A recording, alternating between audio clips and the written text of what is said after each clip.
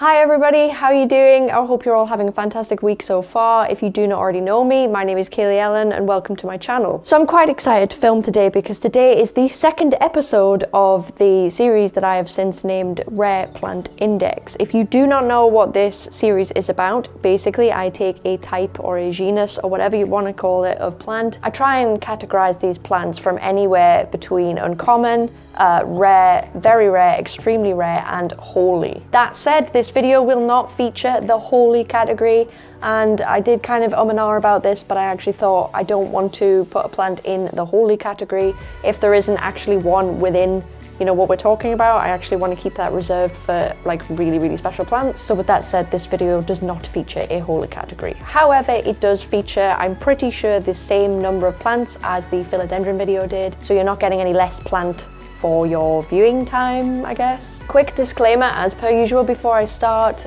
this is just the research that I've done on the internet to the best of my ability. What I might have put in a list for uncommon or rare might actually be in, you know, the opposite category. It does just depend on where you live in the world and how available these plants are to you. So I guess what I'm saying is don't take what I'm saying as absolute gospel. Do your research. You might find something on my list that is rare is actually much easier for you to get a hold of wherever you are. And during the course of this video, if I say something that's incorrect, or I say that, you know, there isn't a variegated version of this plant when in actual fact there is, or anything like that, feel free to correct me below in the comments. If you have not seen my rare plant index on philodendron that I did a week ago, then feel free to watch it either before this or after this. It won't really matter, it's on a different type of plant, so if you haven't seen it, don't worry about it. So you will have already seen from the title of this video, this week we are going to cover Alocasia. Now, Alocasia is one of my favorite types of plants. This was very difficult, can I just say. Unlike the philodendron, where there is more of a clear gradient from like uncommon to like extremely rare, Alocasia don't seem to be the same. There seems to be some very common Alocasia, then there's the ones that are kind of a little bit harder to get hold of. Then after that, they're kind of all hard to get hold of, if that makes any sense. It was a struggle to actually narrow these down to the categories, but I've done my best. So I'm going to do exactly what I did last time. I'm going to go through these list of plants. You will see pictures on the screen beside me.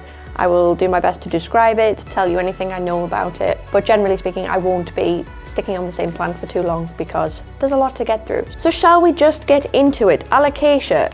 Okay, there are apparently 76 species of Alocasia, but I'm covering around 24, 25, something like that. First plant on our uncommon category is the Alocasia stingray. Now, I do actually own one of these. I bought one last summer, only a little baby, I think in like a 10 centimeter pot or something. It was tiny. It's absolutely stunning. It has kind of like a stripy, speckled stem to it, and then obviously the leaves look like stingrays, hence the name. I don't think there is a variegated version of this plant at all. If there is, obviously comment and let me know, but I couldn't find one on Google. I think it looks rarer than it is as well. It looks really exotic, but they're not too hard to pick up, so that's kind of nice. I like that. The next Alocasia, I think, might be more of an outdoor type Alocasia. I'm not really sure, but this is the Alocasia boa. Kind of like a corrugated kind of edge to the leaf, all green. Couldn't see a variegated one of these, but it was just interesting to see that kind of shape of Alocasia. I thought that was quite nice. The next plant in uncommon is the tiny dancer, also known as a butter palm. I actually have one of these on my rare plant wish list. If you haven't seen that, I will link that below. Alocasia are normally characterized by a stem and then a big leaf on top of that, but these are kind of the other way around. They're kind of a small leaf with a bigger stem, and I just love the floaty like formation,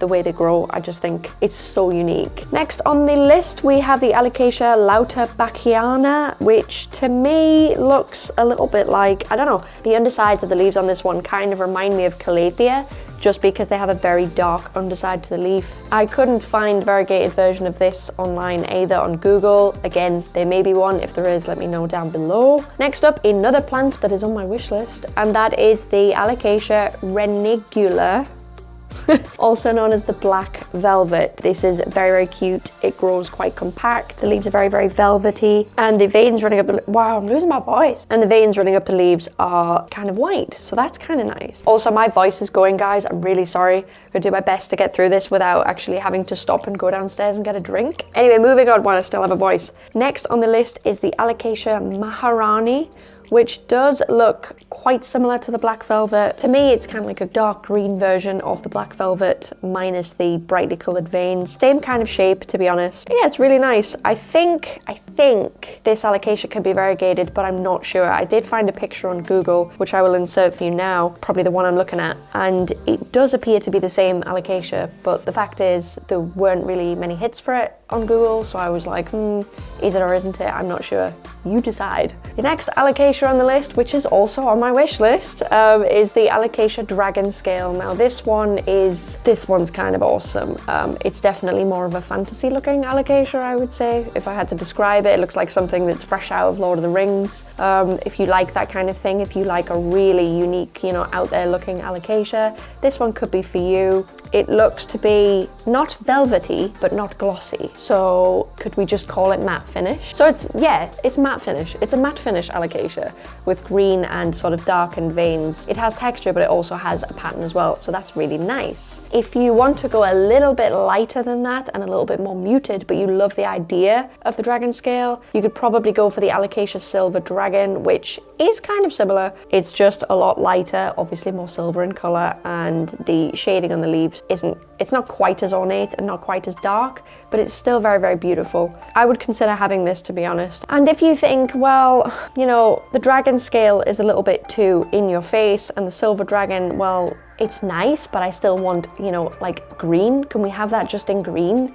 The answer is yes. You can get something slightly similar. Obviously, it's not the same, but you can go for the Alocasia clipiolata. I'm gonna go with clipiolata. To me, this just looks like it's kind of a halfway point in between the two previous alocasia I've just mentioned. That concludes our uncommon category. Strap yourself in because it starts to get really good. First one in the rare category is the Alocasia cuprea. This confused me a little bit actually, because on the internet I can see pictures of these alocasia, but they're red and some of them are green, and I thought, okay, is this an age thing, like the leaves start out red and go to green or vice versa, or are these different plants? And I think the answer is they're different plants. So you can have an Alocasia cuprea that is red, and you can have an Alocasia cuprea that is green. I wouldn't say these alocasia are for everyone, to be honest. They're kind of alien-like. It really does depend if that's a little bit too far out for some people, but it might be. If it's not too much for you, I would genuinely consider it. I do feel like these are actually coming into fashion a little bit at the minute. I do know that the Ginger Jungle is selling these right now, but they do keep going kind of in and out of stock. So my voice is going. Can you hear it going? That's not good. God, we've got like 20 more plants to get through. Okay, so this one's good. The next one on the rare list is the Alocasia zebrina. And I have one of these and it's right here. That's why it is here. I'll see if I can just plop this down. It's got a new baby coming out, by the way. How awesome is that? But this alocasia gets its name from its stems. It has, well, zebra-like stems, I suppose, and very, if I can turn it, arrowy kind of leaves. This isn't me flexing, by the way, to say, oh, I've got a rare alocasia. It was more of the fact it was just here. So I thought I'd pick it up and show you, because there's no point in not. So yes, that is totally not me flexing at all. What I would flex about, however, is the fact that this alocasia comes in a variegated version, and I will put a picture on the screen right now. But oh my God, it's really pretty. But it's very, very beautiful. It's reasonably, it's kind of like, it's minimal, but it does have a little something about it, if that makes sense. It's a really nice one, to be honest. Our next one on our rare list is the Alocasia triangularis. I mean, it's basically a plant full of triangles with little ruffles on it. It's nothing, entirely special, but it is very unique. Alocasia aren't usually this shape at all. It is nice. I don't necessarily think it's for me. There is another alocasia further down the list that I would much rather have. You're in for a treat, trust me. The next alocasia on the list in rare is the Alocasia Frydek. This is quite nice, actually. I would own this. Again, it is quite minimal, dark green leaf with white veining. I think it's velvety. Cannot confirm. I could be very wrong there. It looks velvety, but I'm not 100%. So there is supposedly a variegated version of this. I'm not 100%. To me, the shape looks a little bit different. The one I'm looking at here just doesn't look, the leaf doesn't look as long. So I'm very, very skeptical. I will include the image for you and you can decide for yourself. You know what it is? I would rather have the normal Frydek over this variegated one. I don't really know why. I just really like how striking the original is. I don't actually think if I was given the choice, I wouldn't opt for a variegated version of this. I'm just gonna be honest. Moving on, we have the Alocasia Sarayan. It reminds me of the Frydek, only I think that's definitely not velvety, and I think these plants can grow like pretty large. I think they're supposed to be more of a garden plant. I'm sure you could have one in the house. I'm sure you could have a lot of these other ones out of the house. You know, I don't think it necessarily matters, but that's a very pretty one as well. So the next one, I have a little treat for you guys. If you like your philodendron pink princess, or you like your Calathea trio star that you may just see in the frame behind me there, if you like anything like that, green and pink, why don't you try the Alocasia pink dragon? Now this is pretty sexy. Can't lie. It's kind of got leaves reminiscent of the Frydek in terms of the colours. The shape is different though, it's much more smoother.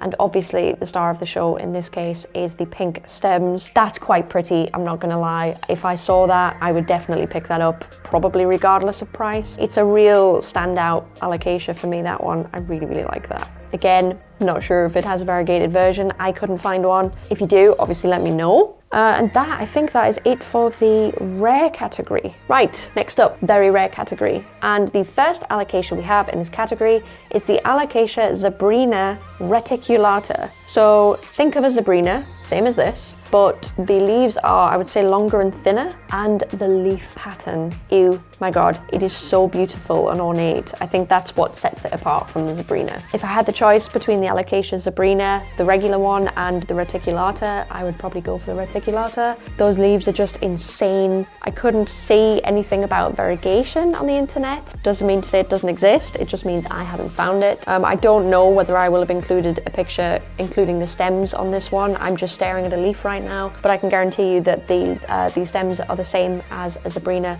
so that's very, very pretty. Okay, next one on the list. It's kind of 2 in 1. I thought I would include this for all the variegated monstera lovers out there, because this is the Alocasia alternative to the variegated monstera. So this is the Alocasia mycorrhiza variegata, or the Alocasia odora variegata. Now I'm including these both in the same category because it is so hard to tell the difference. And when I was looking at images of this on Google, I genuinely wasn't sure which one I was looking at, but they both seemed to look very similar. So I wanted to kind of include them in the same bracket. There was no point making them separate. But as you can probably tell by the image, this very much reminds me of the Monstera albo-borsigiana. It's just beautiful, really big patches of white variegation like that. If I ever find that, I'm owning that. Either one, the odora or the mycorrhiza, it doesn't really matter. But as I said, I wanted to include this for all you variegated monstera lovers out there, because if you want to get into Alocasia, that's probably a good place to start. Next on the list, changing it up a little bit, is the Alocasia reversa. So this one looks, I don't know how to describe it, but it looks like it grows very, very low, and it has very, very long lance, like almondy shaped leaves. It is very pretty, I cannot lie. This does seem to be very, very rare. It reminds me a little bit of the silver dragon, only a little bit darker in color, just in terms of the patterning there, nothing else. Yeah, it's quite a nice one. I don't know if I will ever come across that in a shop. I do feel that that is really quite rare. Oh, moving down the list. We have the Alocasia nebula imperialis. Alocasia nebula imperialis. Now, I'm gonna get onto this in a second because I found a nebula imperialis and an imperialis, and I don't know if they're the same plant or not. I'm just gonna briefly cover the nebula imperialis first, and then we'll do the next one, and then you can kind of decide if it's the same plant, because I wasn't really sure. But this is the Alocasia nebula imperialis, apparently. Really, really similar shade range to the reversa. It's unique, I've got to give it that. It's much, much wider and larger leaves. It looks like it can grow much larger actually than some of the others. Beautiful, beautiful, silvery, dark looking leaf. It looks to be a matte finish on this one. Don't think it's velvety, it just looks matte to me. It definitely doesn't look glossy, which is something to note, but it's lovely. It's absolutely lovely. I don't know when I'll ever see one of those, but that is very beautiful. So to follow that, we have the Alocasia imperialis, apparently. This one, as you'll see, is very, very different from the previous one. This one is, well, it looks to be all black. It looks like the new growth is green and then it changes to a black, but the leaves on this one seem to be glossy, unless somebody has literally just wet the leaves there. They may have, you know, I really can't tell very well on my tablet, but that might just be wet leaves. So take what I'm about to say with a pinch of salt, but the leaves look to be glossy to me. Yeah, both of them, I would have either. If I had to choose one, it's probably, assuming these plants are what we think they are, it's probably the Imperialis. If Batman owned an Alocasia, that would be the Alocasia. Do you know what I'm saying? Like that's the bat Alocasia. And that concludes the very rare category, which means because we have no holy category this week, we only have one category of Alocasia left. Right, last category, extremely rare. To start the extremely rare category, we have the Alocasia scalprum. A lot of the pictures I saw of this, and that's not to say you can't acquire it, a lot of the pictures I saw of this were actually the Alocasia in the wild, which is normally a good sign if we're looking for extremely rare. But this one is very, very nice. It grows in a similar way, I think, to the reversa, just in the fact that it grows, I don't know, low to the ground. What would you call it? I want to say it's like stealthy. Does that make any sense? Like a stealthy growth. But this is long, thin, green, really intricate pattern on the leaves, to be honest. It almost looks blue-green. I don't know how true that is to reality or if it's just the image. I'm not entirely sure, but it looks nice. I've written in my notes quite stealthy, so.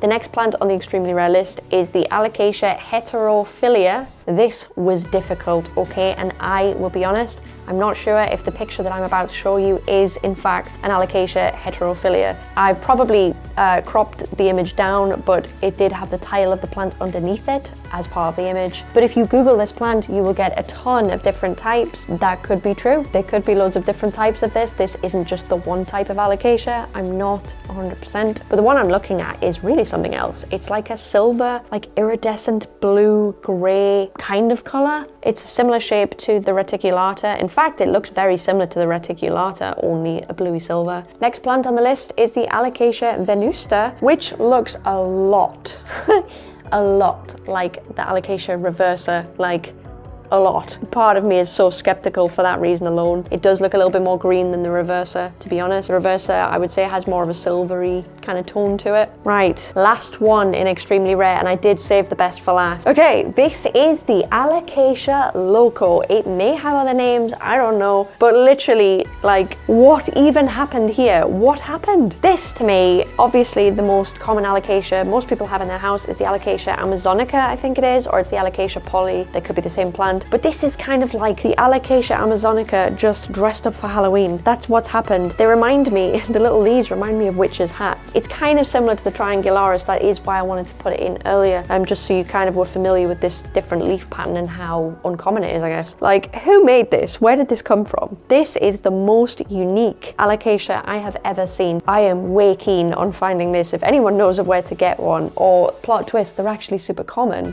let me know. And I think, according to my list, guys, that is it, which brings us to the end of our video. I'm very, very sorry that I could not cover all types of Alocasia. Even just covering 76 would be like a 40-minute video. To be honest, while we are on the subject, if you think, you know what, I can handle a longer video on this sort of stuff, on this series in general, then do let me know, and I will not be afraid to go to like a 20-minute edit on it. I'm scared of making videos that are too long and people can't sit through them. So do let me know if you're happy with the length of them or you want them made longer or shorter, and I will do my best. I think I would struggle to make them shorter, I'll be honest, just because I'm going through these plants pretty quickly as it is, but I can always try, so please let me know what you think about that. If there are any other types of plants you would like to see me do one of these videos on, please do not hesitate to write them in the comments. So thank you very much for watching this video. Believe me, I actually find this quite fun. I think it's fun to sit and research a type of plant, find out what's rare, find out what isn't, just find all these weird and wonderful things I haven't seen before. It's genuinely a lot of fun. I'm having a lot of fun. Thank you very, very much for watching this episode of Rare Plant Index. I have been your host, and I've enjoyed myself immensely. So thank you very, very much for watching, and no doubt I will see you in the next one. Bye.